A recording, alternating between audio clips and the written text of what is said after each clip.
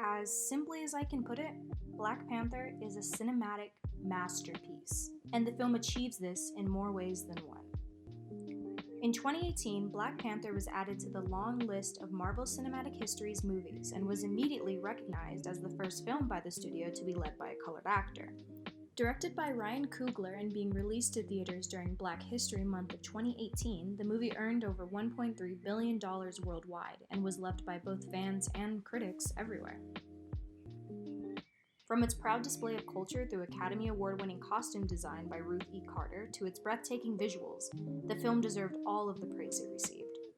Black Panther is a beautiful piece of movie history that represents the world culturally, rhetorically, and also in a feminist way. For me, a young African-American woman, the film brought forward a new way to represent people who are just like me. While I could go on and on about the cultural aspects of Black Panther, today I'm going to focus on the feminist ideas presented throughout the movie. But first, let's talk about stereotypes. In critical media studies, Auden Mack defines stereotypes as a misleading and simplified representation of a particular social group. Over time, Hollywood has developed stereotypes around Black women, with one of the most prominent ones being seen known as the angry Black woman, which sources itself from the sapphire stereotype. According to the sapphire stereotype, enslaved Black women were aggressive, dominant, and masculine, while also being viewed as malicious and unnecessarily loud. Though this stereotype is often acknowledged and parodied in the Black community today, as seen through characters like Crazy Bitch from the Boondocks. Wedgie, please save me! This belief has still integrated itself into American society. Though they define it rather broadly, Auden Mack defined feminism as a political project that explores the diverse ways men and women are socially empowered or disempowered. While Black Panther doesn't deem itself a feminist film, I still found myself becoming inspired and empowered by the lead ladies of this film. Ironically, for Black women, being strong and independent hasn't been an issue that's needed to be addressed as a part of our feminist agenda, since Black women are often labeled as masculine already. If he want me, he better come to my house to get me. Black Panther works against these stereotypes by demonstrating that Black women actually have multiple emotions. They can be funny, they can be kind, they can be strong, they can be vulnerable, but most importantly, they can be heroes. The female characters in Black Panther represent an updated Hollywood that accepts that not just Black women, but all women are capable of standing and fighting alongside men. This starts with Danai Gurira's character Okoye. Okoye serves her king as the head of the Dora Milaje, an all-female security force that protects Wakanda, making her both the general and the head of intelligence. She is often displayed to be T'Challa's right-hand woman, and he relies on her repeatedly to keep him and his family safe. The way she carries herself is breathtaking, and she's just a complete badass. Would you kill me, my love, for Wakanda?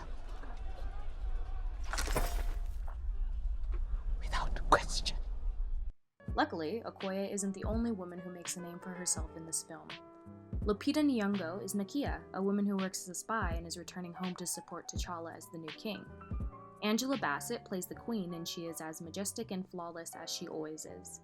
Letitia Wright plays Shuri, the younger sister of T'Challa, who is currently second in line to the throne. The 16-year-old is also the smartest person in the country, even said to be the smartest person in the Marvel Cinematic Universe by the Russo brothers. Her brains prove that not all heroes need brute force to be successful, and she's the one who designed Black Panther's suit. She's also just the funniest teenager you'll ever meet. The real question is, what are those? Since Wakanda hasn't been touched by white colonialism, Western aesthetics and beauty standards that have been imposed on women today are non-existent. This is shown by the female character's natural hair and the prominence of dark-skinned citizens throughout Wakanda. Both the actors and critics praised the movie for this. Right? So the idea of extensions and all that, that is not new. But the kind of shaming or rejecting of kinks and curls is new. And that did come with the white man. Right. And so in this story, Wakanda is a country that's never been colonized. They don't know the first thing about the white world. Right. And so they embrace themselves. They embrace themselves. They have their own sense of what is beautiful and their own sense of augmentation. And that's why you don't see any straight hair. Black Panther is definitely a step in the right direction in regards to the representation of black women, and once again, while it may not be labeled a feminist film, I think the movie could undoubtedly argue a case. It's a movie that all young black girls should see, so they can watch their natural qualities be celebrated and their future capabilities demonstrated. To me, Black Panther easily earned all of the awards and positive reviews it received, and it should be used as a mold for future films that wish to represent colored women correctly. So, I leave you with that, and as T'Challa would say, Wakanda forever!